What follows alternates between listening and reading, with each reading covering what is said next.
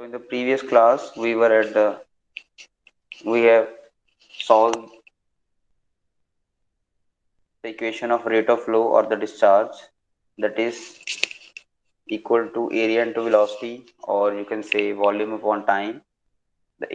What was the discharge? It was defined as the fluid that is flowing per second through a channel or the section of the pipe. Now moving on to the next topic, we have continuity equation of flow. So you can see here, this is a pipe of different cross section. You can see on the one end, the diameter is less, that is at point A1. The area is A1, but on the right hand side, where the fluid is exiting, you can say the fluid is entering from point A1 and it is leaving the pipe from point A2. So that area is called A2, that is somewhat larger as compared to the area A1. So the fluid is flowing from point A1 to A2 in this direction. And let us say the velocity is V1 at the point A1 and velocity is V2 at point A2. So what is continuity equation of flow states? It states that the amount of a liquid or amount of fluid enters into the pipe is equal to the amount of liquid leaves the pipe. कि जितना liquid enter कर रहा है pipe में उतना उसमें से वापस leave करेगा. So that is it is basically based on the mass conservation principle. That is the mass of the fluid is entering into the system must be equal to the mass of the system, mass of the liquid leaving the system. So this is called the continuity equation of flow. That is amount of liquid entering from one end of the pipe must be equal to the amount of liquid leaving to the other end of the pipe. So it is basically on the depends upon the principle on the mass conservation principle.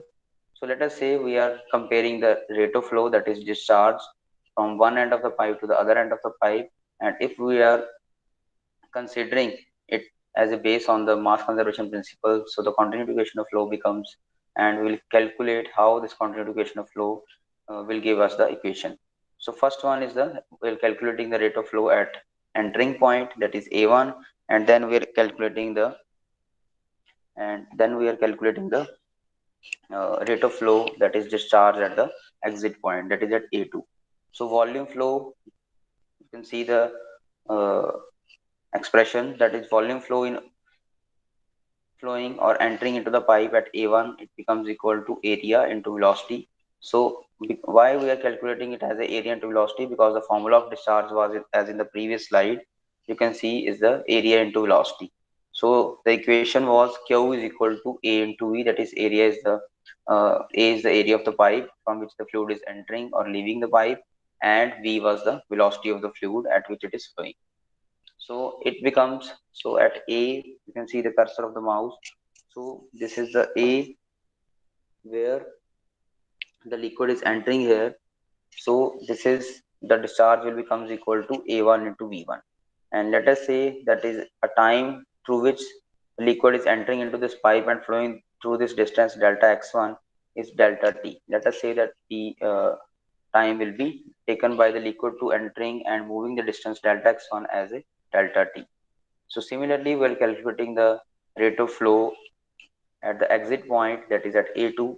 So it becomes equal to area into velocity, that is the discharge area into velocity into the delta T. So delta T means that is why we are taking the same time, because the amount of the time taken by the liquid to entering to the pipe is equal to the amount of the liquid traveling that same distance x2 and taking the same time to leaving the pipe.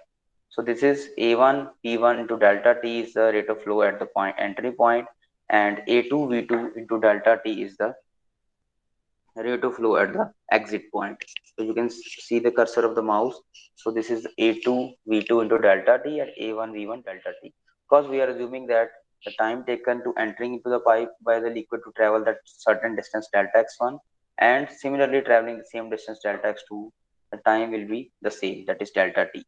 So if we are considering that this principle or this equation is based on the mass conservation principle, that is the amount of liquid which is entering into the pipe must remains equal to the mass of liquid leaving that pipe. So therefore that rate of flow remains same, that is Q1, that is rate of flow at entry must be equal to the rate of flow at the exit. So it becomes equal to then A1 V1 into delta T is equal to A2 V2 into delta T. We are equating those equations. So what is this rho? We are considering rho as the density of the liquid, and if we are considering it as a steady flow, that is the flow is steady, as we have read in the previous lecture also the various types of flow. So steady flow was that is the density remains same with respect to change in the time. So time remains same, so density remains same, so it becomes equal to rho into a1 v1 is equal to rho into a2 v2. Why we have equated it equal to uh, the discharge at a1 point to the a2 point? Why we have equated it? Because we have considering that the quantification of flow is basically based on the principle of mass conservation. So that mass at point A1 must be equal to the mass of the liquid leaving the pipe at A2. So this becomes equal to rho into A1 V1 is equal to rho into A2 V2. And if you are supposing that the flow is steady one, so that and therefore the density will also remain same. So this equation will become a1 v1 is equal to a2 v2. That is the density will be cancelled out. But if you are not considering that flow as a steady flow, that is the density is changing with respect to change in time, so that it becomes equal to rho 1 a1 v1 is equal to rho 2 a2 v2, because the density at a1 and a2 will be different at at that condition. So it becomes equal to a1 v1 is equal to a2 v2 if the flow is steady, and if it is not steady we have to consider the different densities at different points. And if we are considering here as a water, density always remains same for the water when it is entering or when it is leaving. So you can see in the pipe, in the shape of the pipe, we have the diameter is lesser as at the entry point and the diameter is more at the exit point. So you can see a1 is less than as compared to the a2. So with the this equation a1 v1 is equal to a2 v2, so अगर आप इसको rearrange करेंगे तो it becomes equal to a1 v1 sorry a1 by a2 is equal to v2 by v1, that is area is inversely proportional to the velocity. So it becomes, so what it indicates, it indicates that whenever the area is less, the velocity will be more. Similarly at the exit point you can see the area will be more, there the velocity will be, the velocity of the fluid will be less. But the discharge remains same, because the discharge is the product of area into velocity at the entry as well as the area of into velocity at the exit point. So how it is, so let us say an example of that our discharge is 20 meter cube per second, or it is that is 20 meter cube per second is the discharge from this pipe. So how it is, it becomes 20, let us say the area is 2 meter square at the entry point. You can see the cursor of the mouse, the entry point, this is the uh, this is the, let us say 2 meter square is the area at the entry point, and then the fluid is flowing at a velocity of 10 meter per second, so that 2 into 10 becomes 20. But at the exit point you can see that area has increased, and with the increase in the area there will be decrease in the velocity, there is a reduction in the velocity, because area has increased, velocity will be less. As we have proved in the case of the continued equation of flow, the area is inversely proportional to the velocity. If one increase, the other will decrease. So here the discharge will always remain 20. So how it will be 20? The area will be here 5 meter square and velocity will be here 4 meter per second. So the velocity was earlier at the entry point, let us say was 10 meter per second, but at the exit it becomes 4 meter per second and the area becomes 5 meter square. So the product will always remain same, that is 5 into 4 will be 20 and also 10 into 2 will be 20. So the discharge remains same, but as soon as you are decreasing the area at the exit of the pipe, or you are increasing the area at the exit of the pipe, the velocity will be vice versa of that. That is, if area will be more, the velocity will be less, and if area will be less at the entry point, and then the velocity will be more. So the continuity equation of flow has proved that the area is always inversely proportional to the velocity. That is, if you are decreasing the area at the exit point, you are increasing the velocity. So this is the discussion of the results of the continuity equation of flow. That is, the velocity of flow is small when the cross-sectional area is less. That is, uh, if the area is increasing, the velocity will be less, and if the velocity will, if you want that velocity should be more at the exit point, then the area should be small as compared to the entry point. But the discharge remains same, because discharge is always the product of area into velocity, or you can measure the discharge with the formula of volume passing through a point per unit time, that is meter cube per second will be the SI units of the discharge. The volume is having the units of meter cube and time is having seconds. So it is meter cube per second. And similarly, if you are calculating a discharge with the formula of area into velocity, then it will always remain same, that is meter cube per second. That is area is meter square and velocity is meter per second. So this becomes equal to meter cube per second. The units SI units will remain same. So similarly, the second discussion is whenever there is accelerating force on the fluid due to the large pressure at the point A2 and A1. So hence in the case of the steady flow and the fluid is incompressible, that is the fluid is a liquid. If you are considering the fluid as an incompressible, that is it is a liquid, the pressure will be greater at the point where the velocity of flow is small. That is, it means that what it indicates, the second point of the discussion indicates that if you are increasing the area at the exit point, let us say in this example also of the continuation of flow, in this example of the pipe, if you have increased the area at the exit point, you have decreased the velocity, but at the same time, the area is directly proportional to the pressure. So as soon as you have increased the area, you have increased the pressure. But if you have decreased the area as compared to the entry point, you have increased the velocity, but you have decreased the pressure also. Like if you are washing your bike or washing your bicycle at your home with the pipe attached to a tap, then you are washing your bike or your bicycle, you are putting your thumb or putting your index finger on the pipe. You are basically decreasing the area of the pipe and you are increasing the velocity, but at the same time you are decreasing the pressure. You are only increasing the velocity at that time. You are not increasing the pressure. You are decreasing the pressure, you are decreasing the area, you are decreasing the pressure, and similarly you are increasing the velocity at that point. And that is, have you uh, come under this have you come across that practical, anybody from the class, that if you are washing your bike or washing your bicycle, you have put your thumb on the exit point of the pipe and you have decreased the area and decreased the velocity, decrease the pressure? Anybody? Anybody? Hello? Yes, sir. Yes, sir. Have you come across that if you're washing your bike or washing your bicycle, you have put your thumb on the exit of the pipe and you have increased the velocity, you have decreased the area and you have decreased the Yes, sir. pressure. Pressure increases, sir. Yeah, you have no, you are you are decreasing the area. If you are Yes, sir. decreasing the area, you are increasing the velocity.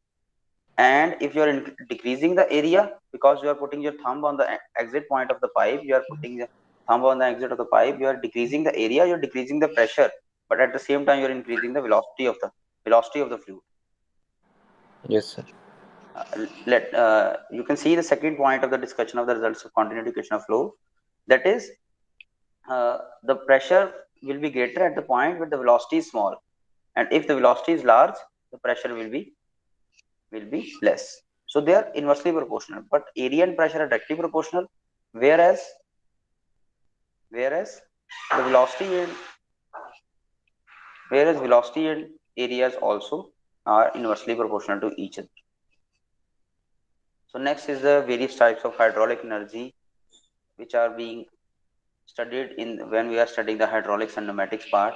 So hydraulics energy is basically, what is energy? You all know that is the capacity to do the work, and energy can neither be created nor be destroyed, and it only exits and we can be transferred from one form to another form. Like you can see in the homes, you are converting one form of energy into another form. Like you are converting with the fan, by switching on the fan, you are converting that electrical energy into the wind energy or the air energy. Similarly, you are converting the hydraulic energy of water into the another form of energy. So the hydraulic energy, that is energy which is being present in the fluid, is basically of the three types. Three types of energies are being present in the hydraulic fluid. So first one are the potential energy, second is the pressure energy, third is the kinetic energy. So these three kinds of energies will be always be there, whether they can be transferred from one form to another form, or they singly they singularly present in the fluid whenever it is flowing, whenever it is at rest, or whenever it is under the pressure. Let us say you have stored some quantity of water in your water tank at the top of your home. So that energy which is present in the water tank of your home is called the potential energy, because that energy is, of the liquid is being processed by the position or the height of above the reference line. That is above, what is the reference line here in the case, this case? The reference line is the ground level. So if you are considering ground level as a reference line or the datum line, then uh, the amount or the position, the energy that is due to the position or the height of the liquid is called the potential energy. So similarly, we have the pressure energy and the kinetic energy. The pressure is being, that is with which pressure the fluid is flowing from one point to another point, and the kinetic energy is basically the energy due to its motion. That is how the fluid is being transported from one point to another point. How much is the velocity and how much is the mass is being transferred from the one point to another point. So these three kinds of energies are basically lies in the hydraulics or in the fluids, or basically you can say the liquids. So potential energy, pressure energy and kinetic energy, we will study these three types in the, according to our syllabus. So first one is the potential energy. You can see I have already told you that that is the energy which is being possessed by the liquid by virtue of its position or the height above the reference line. So if the reference line is taken as a zero, so the height is being made from that ground level. So let us uh, again take that example of the water tank. If you have stored that water in the water tank of your home, so that energy which is being possessed by the water in the water tank is called the potential energy. So it is being generally given by the formula, that is mgz. What is m is the mass of the liquid, g is the acceleration due to gravity, and z is the basically height. So how the height is being made? We have considered the datum line or the ground level as a zero, and then we have measured that height from that zero level to the above the point where the water is being stored in the water tank, that is called the z. So the formula becomes equal to mgz. That potential energy is sometimes also called datum energy or static energy. Because why it is called static energy? Because the fluid is not flowing in this case, the fluid is at rest. Fluid is only, energy is only due to its position or the height of the liquid at which the liquid is being placed in the water tank. So that is why it is called the static energy also. So next is the pressure energy. So energy that is being possessed by the liquid by virtue of its pressure. That is, what is the pressure? Pressure is basically the force per unit area. That is how much is the uh, force is being exerted by that, how much is the stress is being exerted by that on that particular area. So pressure head is basically the height of the liquid that produces the pressure at the bottom of the containment vessel. So you can see this is the container on which the liquid is being filled, and as soon as you can see the higher is the liquid height, the greater will be the pressure. So the static head will be equal to the pressure resulting from the weight of the liquid. So as soon as you are increasing the height, you are increasing the amount of the liquid in the container. Let us say you have filled a 1 liter container half. So that pressure will be less. If you have filled that container up till the full amount, or there is no vacant space in the beaker, so then there will be more pressure, because as soon as the height will be increasing, the pressure will be more at the lesser point, at the bottom point. But that static fluid pressure will not depend upon the shape, total mass, or the surface area of the beaker. It doesn't depend upon the surface area, doesn't depend upon the shape, doesn't depend upon the total mass, but it basically depends upon the height. That is, how much is the liquid is being filled, how much is the liquid is being filled, what is the gravity of that liquid, what is the density of that liquid, and the height. So that pressure will becomes equal to weight upon area. So let us say weight is, you can see this equation, weight is, what is weight? It is mass into acceleration due to gravity, mg by a. So how we can write m is always equal to density into volume. So that is why we have written it as rho v g. So what is volume of one area? It is always I. So this becomes equal to rho gh. So that pressure head we have calculated as rho gh, whereas the potential energy in the similar previous slide we have calculated it as the mgz. So this is rho gz, rho gz or rho gh is the pressure energy. Then last one is the kinetic energy. So also know that what is the kinetic energy, you have read in your school level also, that is energy which is being possessed by the liquid by virtue of its motion or the velocity. Because if the fluid is flowing from one end to other end, it has some velocity, it has some motion, due to which it is being transported from one end to the other end. And the kinetic energy, the formula is basically is half mv square. That is, m is the mass of the liquid which is being flowing from one end to other end, and v is the velocity of the fluid from one end to other end. Next is the total head of the liquid. What is the total head? It is the sum of basically all the heads or all the energies, that is the total head of a particle of a liquid at any instant is the sum of the pressure head, potential head, and the velocity head.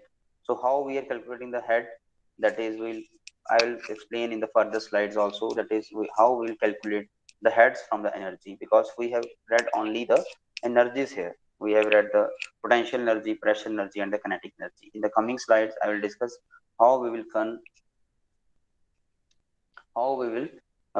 calculate the heads of the different liquids. So total energy will becomes equal to the sum of potential energy plus pressure energy and the kinetic energy. So the total head will be also equal to the sum of the all the heads, that is potential head, pressure head, and the velocity head. So let us say calculating that potential head. The potential head will be responsible only for the potential energy, as the name suggests. So this potential head will be equal to Z. So we have divided that mg or mgz by the weight. So what is weight? It is mass into g. It will be cancelled out. So when you are calculating head, that is potential head, whether you are calculating potential, pressure, or the kinetic head from the energy, you have to divide it by the weight of that liquid or the mass of the liquid flowing through due to the acceleration due to gravity from that particular pipe. So the formula of calculating the potential head will becomes equal to mgz by mg, or the weight of the liquid. So this is becomes mg and mg will cancel out. It will remain z meter per second or z meter per of liquid. Next is the pressure head. Again we are calculating what is the pressure head. It was P, or you can say it was rho gh, as we have calculated in the 12th slide. It was rho gh. So similarly we have divided that pressure head with the weight of the liquid, pressure energy to the weight of the liquid. So the pressure energy was P and weight of the liquid was W. So pressure head becomes equal to P by W meter of the liquid. Similarly, at last we are calculating the velocity head. That is, the velocity head will be equal to the velocity, kinetic velocity or kinetic energy divided by the weight of the liquid flowing through that pipe. So that kinetic energy per unit weight of the liquid is called the velocity head. And how we are calculating it? That is, it is the formula of kinetic energy was half mv square, and we will value it as mg. So m and m will be cancelled out, so it becomes equal to v square by 2g. So it is written here as it is v square by 2g. You can see the highlighted equation. So it becomes equal to v square by 2g. So half mv square by mg, m and m will cancel out, so it becomes equal to v square by 2g. So similarly, mathematically, you can say the total head remains equal to, the total head is denoted by capital H, and it is equal to potential head plus pressure head plus kinetic head. Similarly, as we have calculated the total energy, that was sum of three energies, that is pressure energy, potential energy, and the kinetic energy. Similarly, we have calculated the total head, that remains equal to potential head plus pressure head and velocity head. So it is the formula will be equal to, for the total head will always be equal to z plus p by w plus p square by 2g. So it doesn't understand it as a v2. So this is basically v square. It is some writing problem. So this is basically v square. So this is v square by 2g. So this equation will be useful in whole of the syllabus up to the last chapter of your subject. So this is a very very important equation mathematically. The total head is always be equal to, in the case of the hydraulic energy, will always be equal to potential head plus pressure head plus kinetic head. The potential head will be Z, pressure head will be P by W, and the velocity head will be V square by 2G.